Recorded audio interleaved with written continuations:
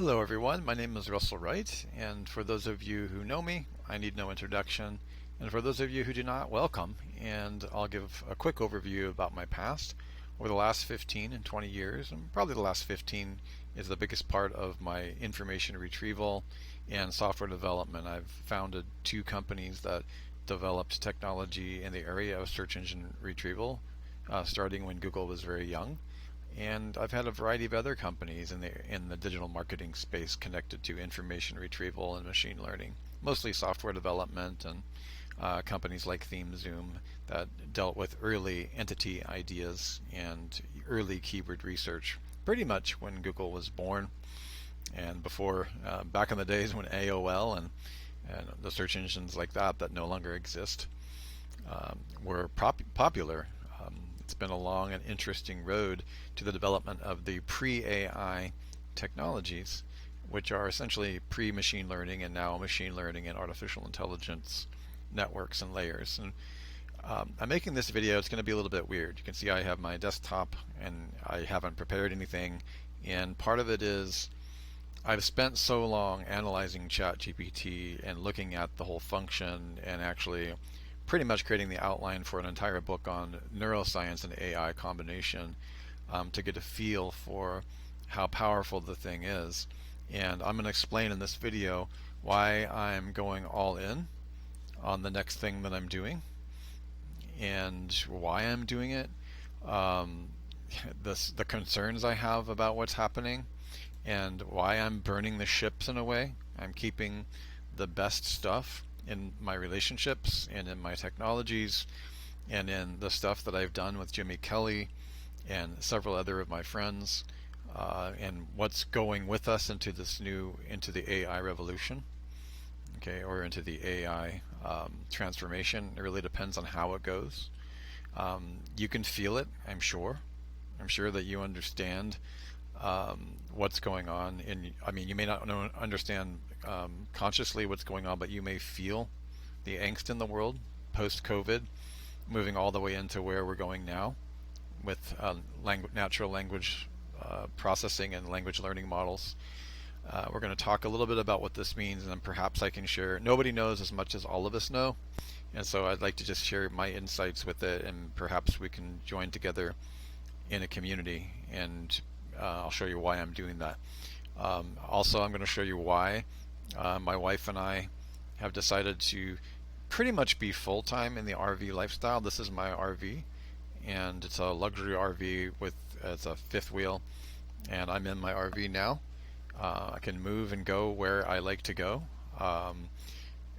and it's basically a house on wheels, and it also has my mobile server in it, which houses some of the AI technologies as well as processes that I use to assist in things like search engine rankings, and more importantly with my friend and partner Jimmy Kelly. Over the last 10 years, as you'll see, we've been working on a secret stealth project having to do with e-commerce profitability that is so powerful that, to even talk about it would sound pretty hypey. So I'm asking for your help on how to pursue conversations about that as well. We don't really need to promote or actually do the old hard school sales letter of VSL marketing. So there's a lot of things I'm going to cover, and I'm not here to sell you the technologies that we talk about, but I do want you to be aware that by collaborating with me, you're going to be having access to tools and technologies that are we've been working on for 10 years. And now that AI has landed, or reasoning engines is what I'm going to really call it, we're going to talk about that here in a second. I had to wait and do the testing myself on these to find out what is going on with these systems and how bad or good it's going to get. And as a futurist, I also I've been taking long walks. My wife and kids are out at a cruise for a week, and during this time I take my technology sabbatical, where I do nothing but a lot of thinking and really trying to decide what's going to thrive and what's going to survive and what's going to not survive during a major revolution. And those are not small words. There's actually a cognitive blind spot called can't remember what it was, but it's an unusual bias where people have become so accustomed to hearing, oh, SEO is dead, or information tech is dead, or the automobile is dead, or whatever, but they don't believe it for several years. In the technology industry, um, a lot of people have grown cynical to major revolutionary changes, and so they get blindsided when one actually does occur. Like the internet was a real thing. It didn't happen overnight, but AI is happening at an accelerated rate. And when I've seen the chatbots talking to each other now and having dialogues and creating something unique. Okay, these types of things, like Blake over at Google at Lambda warned us about that, and there was a big publicity stunt, which was actually more than a publicity stunt, where bots are talking to bots, and there's been arguments that that is just, bad programming. That's not the case. I've heard all of these for people who are not in the industry of AI, and I'm not in the center, okay, but I'm right here on the cusp in search retrieval.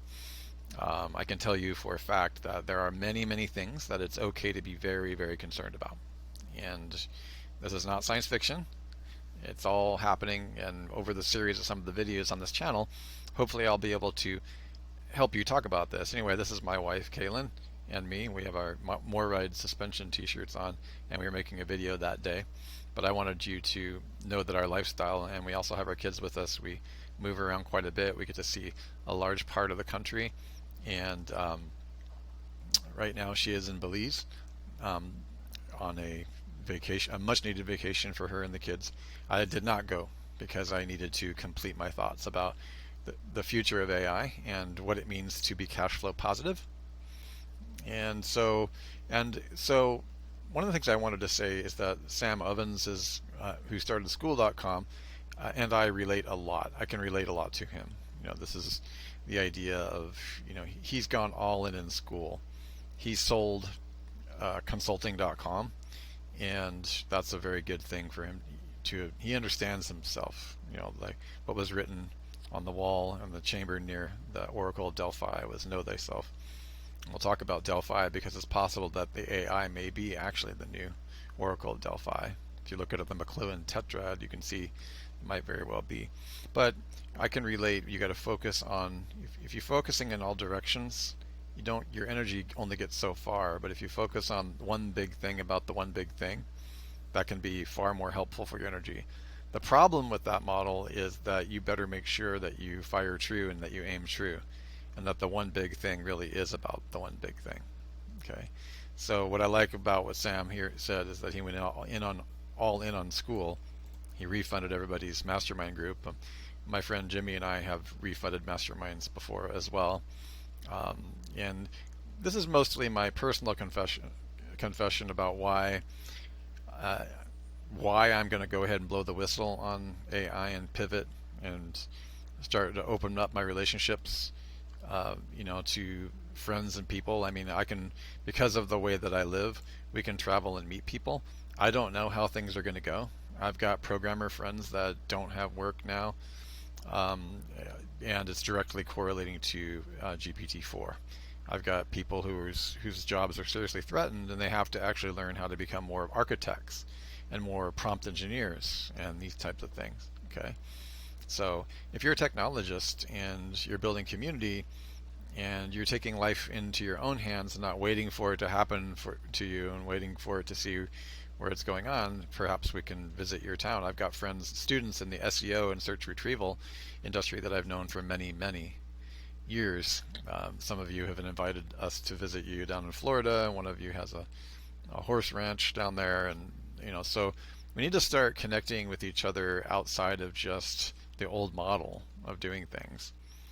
I'm a fairly conservative person, and that the more liberal side of connecting with each other and understanding that we're all humans are going to have to stick together. And this is like some of the things that I've seen. So in the same way that Sam is focused, he's all in on school, and we've decided to just take our lifestyle on the road and burn the ships and go all in. It's because of this little doohickey right here called ChatGPT and many, many other AIs. You're going to be receiving so many videos on your YouTube feed and your Facebook feed. At this point, I would suggest that you begin to turn down the noise, because where we're heading, and I've seen this and I've looked at this. As you know, as far as I know, I'm not a deep fake. You can probably pick up that, you know, I'm an authentic person talking to you. That's going to become more and more of a luxury because as the metahuman animator stuff gets popular, it's very, very difficult to tell. Um, when metahuman goes full on with AI, we're going to have a surveillance state is going to be a problem. And Sam Altman of ChatGPT has also said this is actually an AI and it can speak.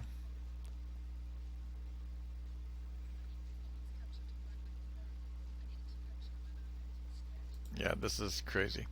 And so when you start assigning these kinds of qualities of human imitation and mimesis, which means to mimic, and if you look at the conversation that I had with ChatGPT 3.5, where its reasoning ability to understand and have very complex conversations was really, really huge. When you start applying these to deep fakes and the rest, the biggest threat, which Sam Altman has mentioned at OpenAI, is their biggest concern is of the surveillance state, being able to use things. Human beings are actually pretty easy to fool. And so this is a big concern that I personally have because I've actually watched behaviors already with people that I know where things are starting to go a little bit sideways, where we have these adaptive mechanisms, and it's just a matter of time. In the same way that you see YouTube and social media platforms and TikTok take over our young people, and the race to the brainstem technologies that allow addictive dopaminergics, which is the ability to um, activate hunting behavior and other types of addictive behaviors online.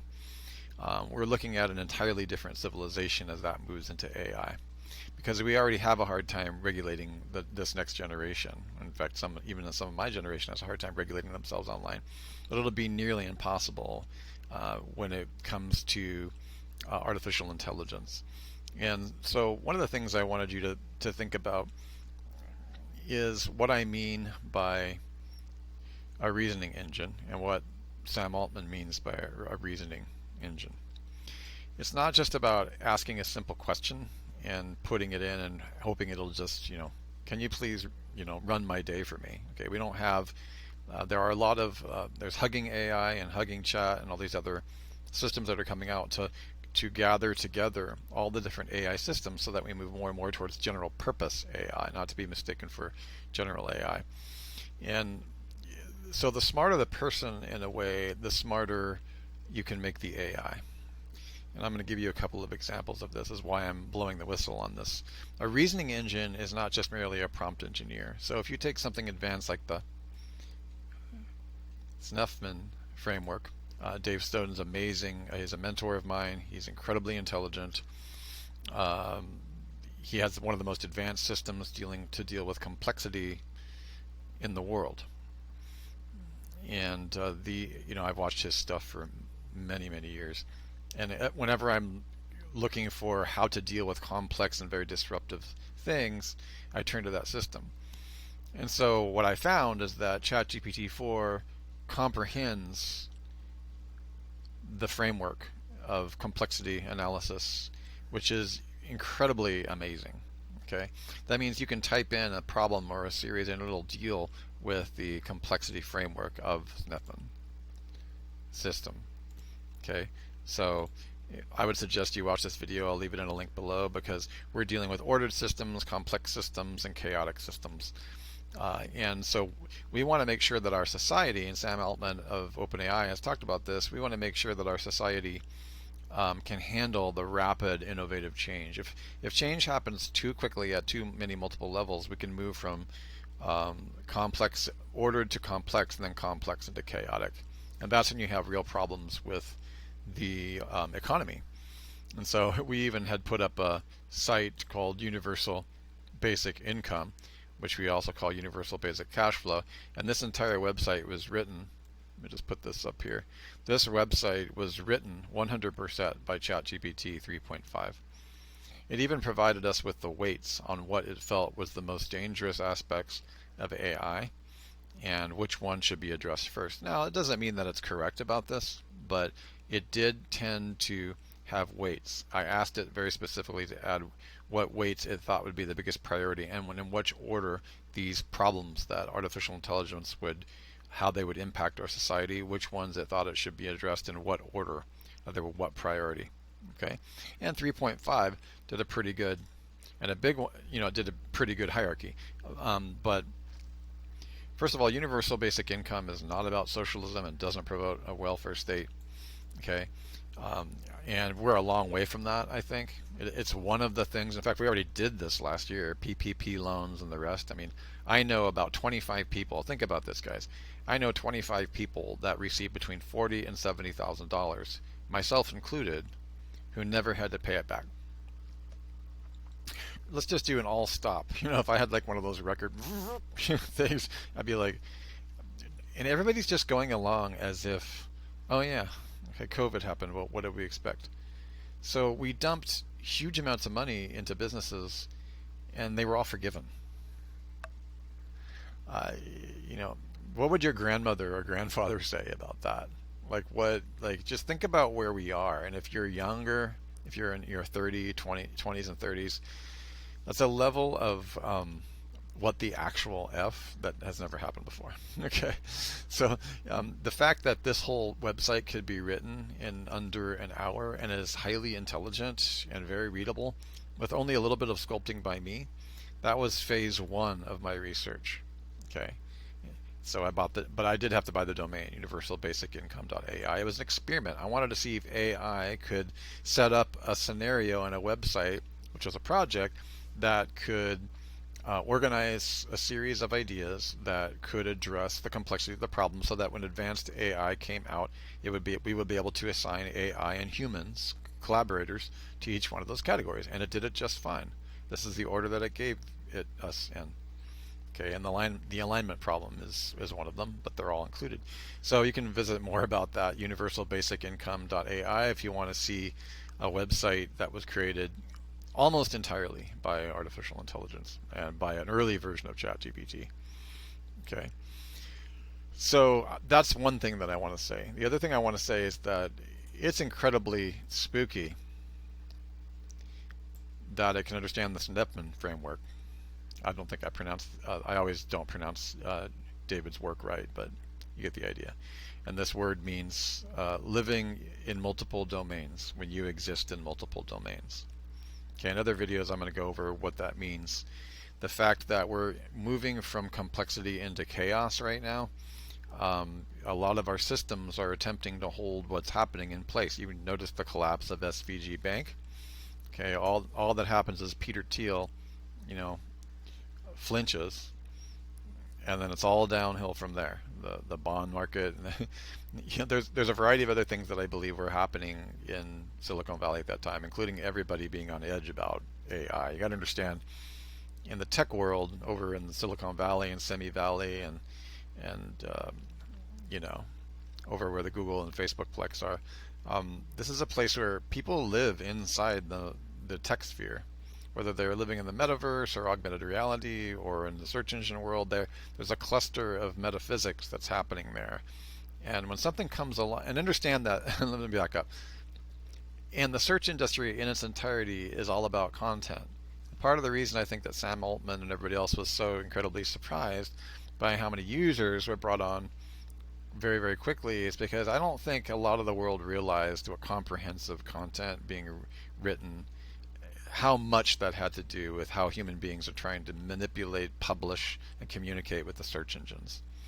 So it was like a holy crap moment for everybody. Anybody in the SEO industry who uses Jarvis or Word AI or all those, Article Forge or whatever's been around for the last 10 years, or pseudo AI or pre-machine learning, just basically spinners.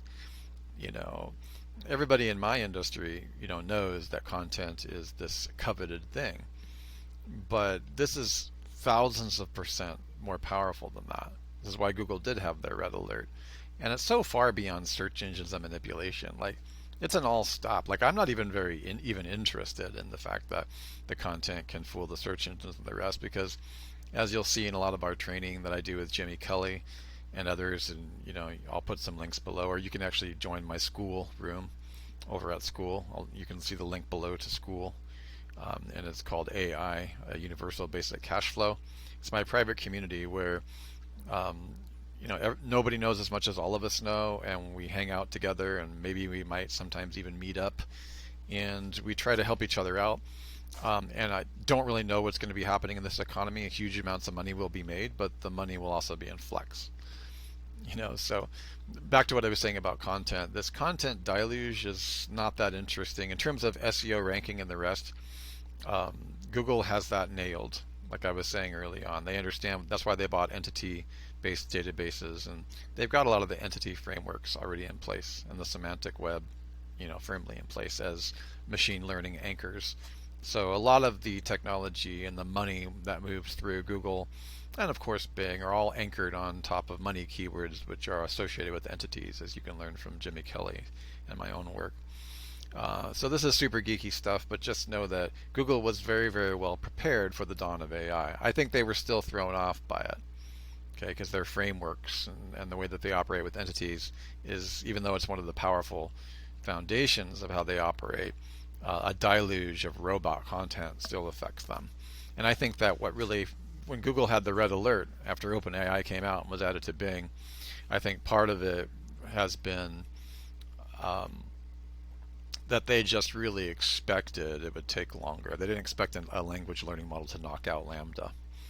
And to the credit of Google's founders and OpenAI, and I'm sorry, back to Google, Google's founders and DeepMind, I'm pretty sure that they feel that AI is quite dangerous. If you can read a lot of their papers, the DeepMind team has incredibly good documentation about the specificity problem and the alignment problem and the hundreds of cases where AI and programming has gone awry.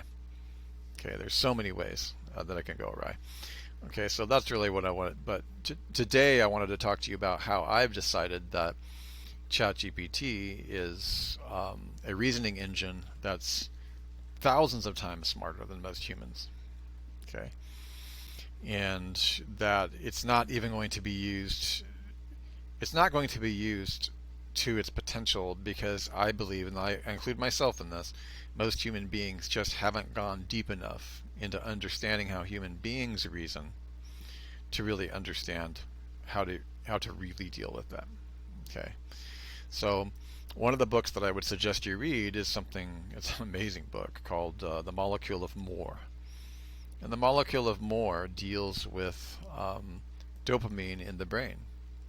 And I will only say this because I will provide some of these to you in my own private training and over at school in our private group if you want to know them. A reasoning engine is the ability for a system to reason between one thing and another and find contradictions, paradoxes, dopamine set points, and even utilize, as I had in one conversation, utilize something called a dopamine prediction error. And those of you who are neuroscientists know exactly what I'm talking about. But this thing can recognize and predict with reasonable weight dopamine prediction errors within thousands of giant volume with massive terabytes of data. And it's publishing it so quickly, and it's finding these contradictions so quickly that it's hard to believe. Okay, and so by finding contradictions, you're able to write the most interesting content. And actually, what OpenAI is then going to be capable of, in fact, they're already doing this. This is a consumer grade scenario. So let me give you an example of what I mean.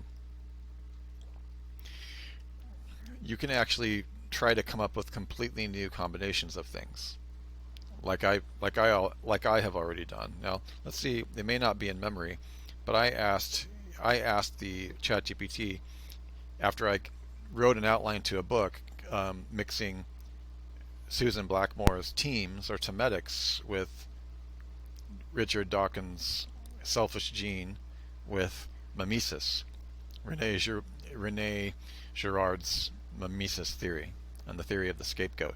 And I asked ChatGPT if anybody had ever brought those concepts together because we had just finished writing an outline to the book. This took an entire day to write the outline. And it was actually able to tell me and reason with me that nobody had brought those three issues together before. and it had nothing in its database that could correlate. That they all had, there were some loose associations, but no one had done any serious work on the connection between temetics, memes, and mimesis. Three very important concepts that are overly used in Silicon Valley, but important nonetheless. So these are the kinds of things that I can teach in terms of content development, because at this point you can do, what I'm really trying to impart here is that you can do real thinking with this machine. Okay, let me show you an example here. Let's go to a new chat.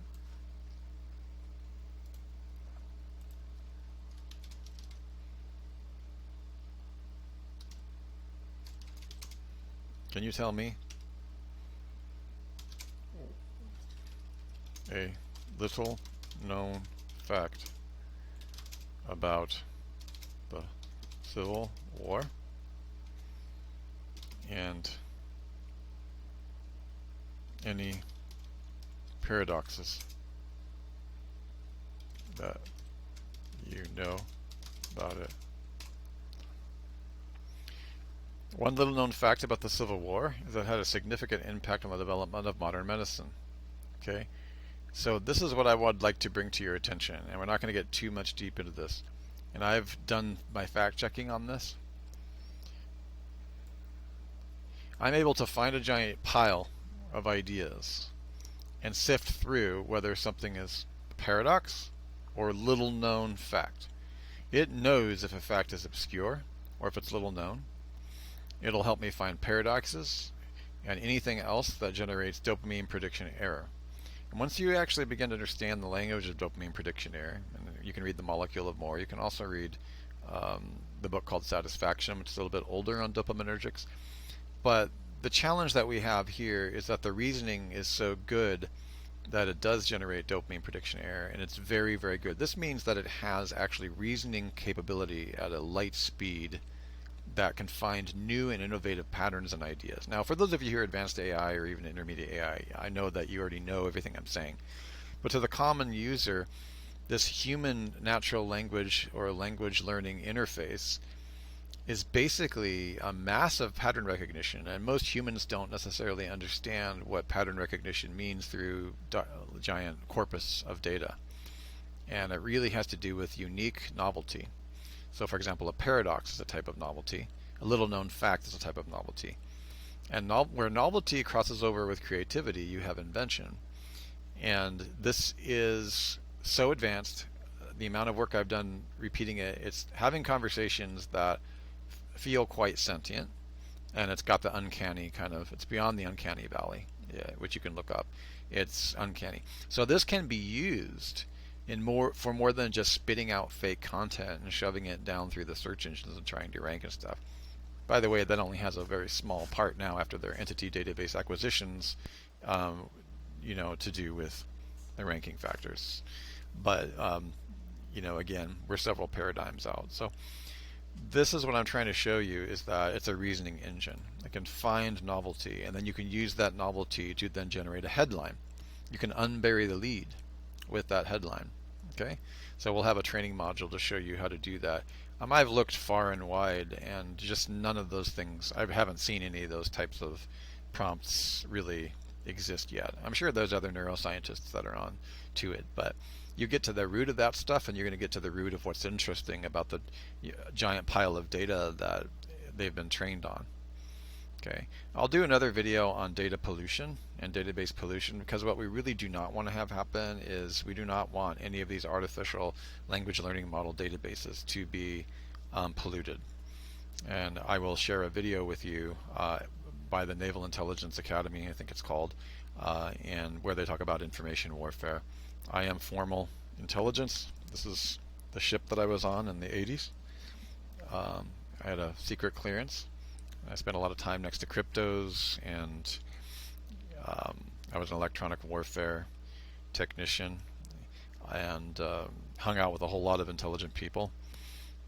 And my old base now is called information warfare. Let me see, I was just